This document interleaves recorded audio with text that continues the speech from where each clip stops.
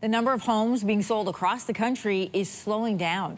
A new report from the Building Industry and Land Development Association found that in April, new home sales in the Greater Toronto Area declined by 72% year over year.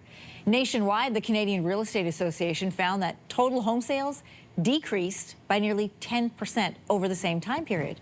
So for more on what's behind those lagging sales, we're joined in studio by Dave Wilkes. He's president and CEO of the Building Industry and Land Development Association. Good to have you in studio. We've seen you before remotely, so good to have you here. It's much better to do it this way. Good morning. I agree. Thanks for coming in.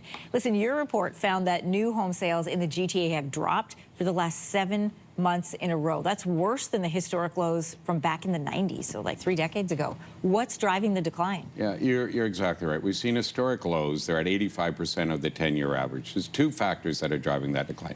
One is consumer confidence. I mean, it's no surprise to anybody. We're in a period of turmoil, tariffs, etc., and people are just sitting on the sidelines waiting to see when that resolves itself. Yeah. But it will. At some point in time, it will resolve itself. More fundamentally, we have a cost to build crisis, which is a structural problem where the amount of costs and inputs that go into building a new home or a new condo just are too high for a level for the market to absorb, and that's particularly on the high-rise side. Yeah, and when we talk about the housing industry, so there's the market side of it, which ebbs and flows, but on the industry side of it, how are they adapting to the slowdown? Right, so without sales, you're not going to have starts. And so last week we saw a number of layoffs within the housing industry, a key economic driver of the economy across the country, but certainly in large urban centers. And from a consumer point of view, if you're not selling product, you're not being able to build it. And so we look forward, in the GTA, for example, in 2027 and 28, we're going to see even less housing coming on market, and it's going to increase the affordability challenges that we're all facing. Yeah, well, and then this is the problem, right? We've got this desire and this need to build. We've got the cost that it's too expensive, and there in the middle lies where the real tension point is. So Prime Minister Mark Carney made housing as a central point of his campaign. You saw a lot of this. It included a pledge to double the rate of home building to 500,000 homes per year within a decade. So how does that square with what you were just outlining is the cost of building? Right, so there's a number of things that we believe the Prime Minister and the provincial premiers can do. One in particular is take a look at GST, PST, or combined HST.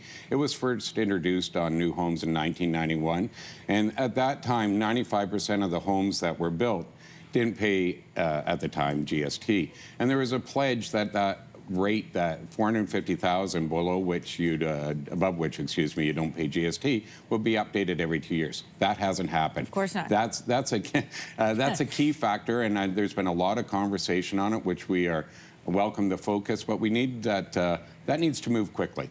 Well, quickly is a key word, because your organization is warning it's going to take years before buyers feel the shock of what's actually happening in the housing market. First of all, how will they feel that? Where are they going to notice it? There's just not going to be housing delivered. New home sales, as I indicated, we're going to see a shortage of deliveries in 2027 and 28. If you simply updated the GST, if you took it to $1 million threshold, which is what we would suggest that it would be based on inflation over the last 34 years, allowed it to apply to all new homes and those homes that are substantially renovated, that would be a $106,000 saving on a new home. We really believe that would address the cost to build that we've talked about and get the industry back working and delivering homes for Canadians that want to live in our large urban centers and elsewhere.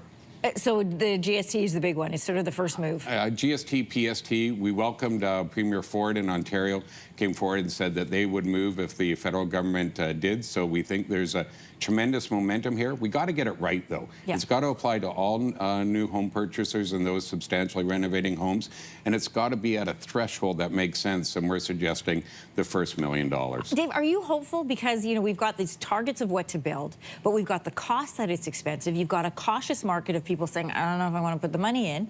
And we also have on the industry side, you mentioned job losses. Listen, this is supposed to be one of those make work projects for here in Canada. It provides a lot of jobs. It's a huge economic driver of our economies, absolutely, and and housing is a central part of our society and the communities that we build. I am hopeful because we've seen focus like we haven't seen. I really encourage governments to move on that GST and PST. It would be a direct improvement to the pocketbook of those that looking to purchase a home of $106,000, to repeat my number. That's huge, and we believe that that would be a great step in the right direction. We've also seen at the provincial and municipal level, governments taking a look at the cost that they put on new housing and how they can reduce it. So change has to happen, and I'm hopeful that it will. Listen, you got the First Ministers, territorial leaders, and the Prime Minister all meeting in Saskatchewan. I know we're talking a lot about pipelines and infrastructure. Let's hope housing's part of that discussion too. Couldn't agree more. Okay, thanks so much. Dave Wilkes, President and CEO of the Building Industry and Land Development Association. Good to have you here.